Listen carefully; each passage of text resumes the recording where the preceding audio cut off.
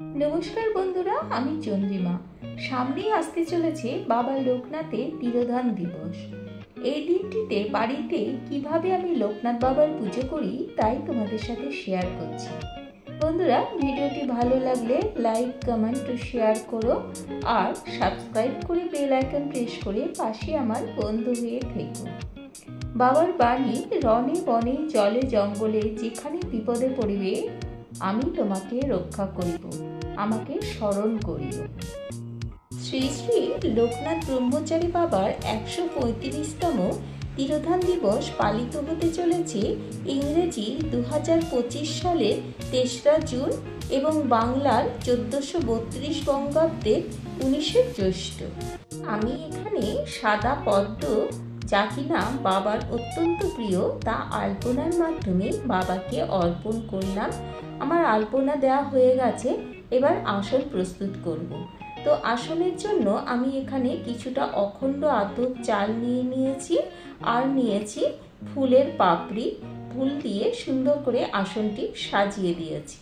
এরপরে বাবাকে আমি এখানে স্থাপন করলাম। জয় বাবা লোকনাথ, জয় বাবা লোকনাথ, জয় বাবা লোকনাথ। এবার বাবাকে প্রণাম করে বাবার পুজো করার অনুমতি নিয়ে নিলাম। তারপর এখানে আমি কিছুটা গঙ্গা জল হাতে নিয়ে নমো বিষ্ণু, নমো বিষ্ণু, নমো বিষ্ণু বলে আচমন করলাম। তারপর এখানে হাত জোর করে বাবার কাছে বললাম, ও অপবিত্র পবিত্র বা সর্বাবস্থাং গত বিবা য স্বরে পুণ্ডরীকাক্ষং সবাহ্য অভ্যন্তর সূচি নমো সূচি, নমো সূচি, নমো সূচি। এইভাবে বাবার কাছে প্রণাম জানিয়ে আমি এবারে পুজো শুরু করব। বাবা যেহেতু মহাদেবেরই অংশ, তাই এখানে মহাদেবের পুজো আগে করে নিলাম। আর তারপরে তার আগে আমি দীপ ধূপ জ্বালিয়ে নিলাম পুজো শুরু হওয়ার আগে। আর এখানে মহাদেবকে স্থাপন করে এবার পঞ্চামৃত দিয়ে বাবাকে স্নান করাবো, অভিষেক করাবো। তাই এখানে দুধ নিলাম, দই নিলাম আর নিলাম এখানে ঘি, আর দেব মধু আর শক্কর। তো শক্কর হিসেবে আমি এখানে চিনি নিয়েছি, তোমরা এখানে মিশ্রির দানাও নিতে পারো। তো দেখো, এইভাবেই আমি পঞ্চামৃত রেডি করে ফেলেছি। এবার বাবাকে অভিষেক করাবো। ওম নমঃ শিবায়, ওম নমঃ শিবায়, ওম নমঃ শিবায়, ওম নমঃ শিবায়, ওম নমঃ শিবায়। এইভাবে এবারে জলের মধ্যে একটু আগুরু দিয়ে বাবাকে আবারও অভিষেক করিয়ে নিলাম।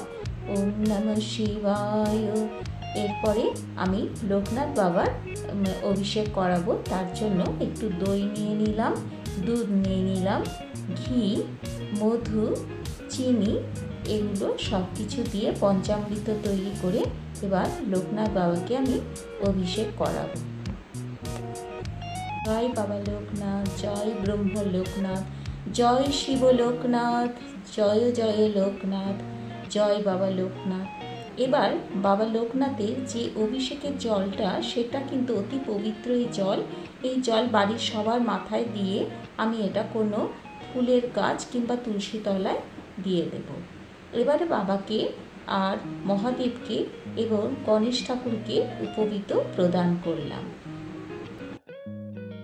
এবারে চন্দন সহযোগে আকন্দ ফুলের মালা বাবাকে নিবেদন করলাম। আবার আকন্দ ফুলের মালা মহাদেবকেও চন্দন সহযোগে নিবেদন করলাম। আর এখানে দুর্বা দল বাবা গণেশ ঠাকুরকেও নিবেদন করলাম। আর চন্দনের তিলক পরিয়ে দিলাম মহাদেবকে, লোকনাথ বাবাকে এবং গণেশ ঠাকুরকেও চন্দনের তিলক পরিয়ে দিলাম।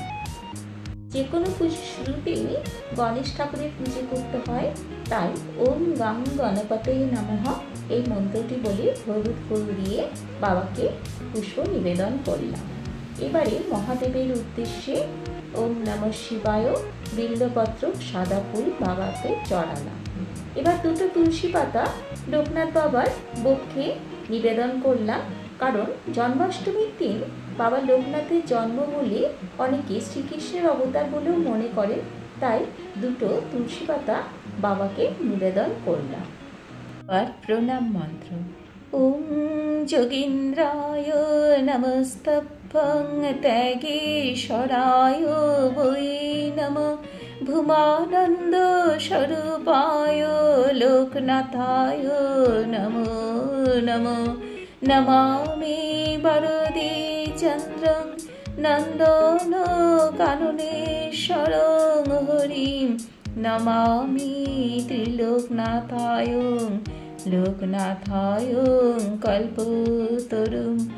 ওম নমো শিবায় শান্তায় করুণত্রয় হে তবে নিবেদয়ামি যৎমানং গতিস্তং পরমেশ্বর। নমস্তে গুরুরূপায় নমস্তে ত্রিকালদর্শিনে নমস্তে শিবরূপায় ব্রহ্মাত্মানে নমো নমঃ।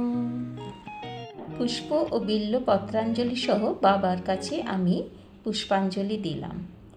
বন্দেহং করুণা সিন্ধু লোকনাথ চরণাম্বুজম সর্বসিদ্ধি প্রদং দেব ধর্ম কামার্থ মোক্ষদম।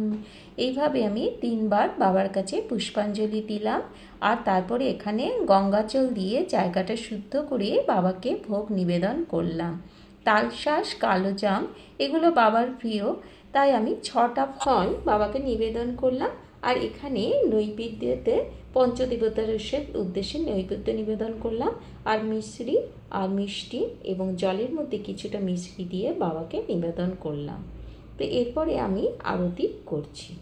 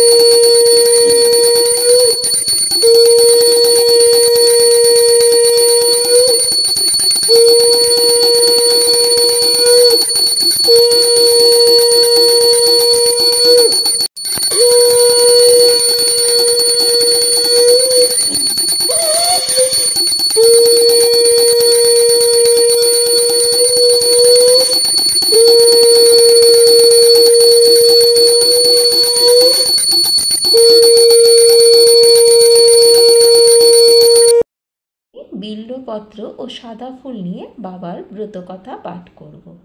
ওম নমস্তভ্যং মহামন্ত্রদায়িনে শিবরূপিণে ব্রহ্মজ্ঞান প্রকাশায় সংসার দুঃখ তারিণে শিবকল্প মহাযোগে জটাজুট সমন্বিতম আজুনুলম্বিত ভুজং দণ্ডকমণ্ডল শোভিতম শ্বেতবস্ত্র পরিধানং তাপনাশং লোকেশ্বরম ব্যাঘ্রচর্মাসনস্থিতং ত্রিকালজ্ঞ মহেশ্বরম তমেব ব্রহ্মা বিষ্ণু তমেব শিব শঙ্করম সচিদানন্দ স্বরূপায় পূর্ণ ব্রহ্ম রূপং স্বয়ং। 24 পরগনা জেলা অধুনা বঙ্গেতে 84 চাকলা গ্রাম মহকুমা বারাসাতে শ্রীরাম নারায়ণ ঘোষাল তথায় বসতি শ্রী কমলা দেবী তার ধর্মপত্নী সতী। একদা পত্নীরে বলে রামনারায়ণ, তবে এক পুত্র মোরে করিবে অর্পণ, সেই পুত্র গৃহত্যাগী সন্ন্যাসী হইবে, তার পুণ্যে বংশ মোর উদ্ধার হইবে।